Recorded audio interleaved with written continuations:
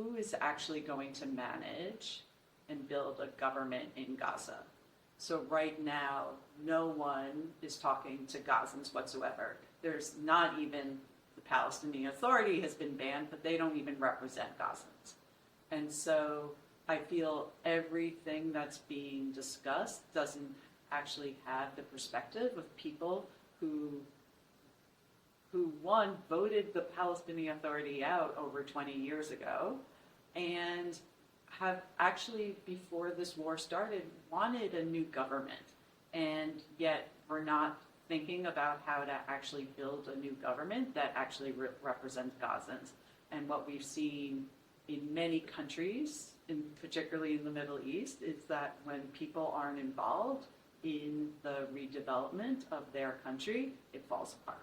There has to be a recognition that right now Hamas does represent them.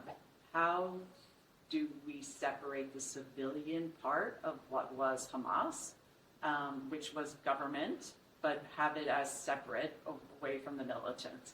And so that would create a space for negotiation about what that future would look like. Israel and the US are big players in trying to understand what should move forward. In many ways, it is having them take a step back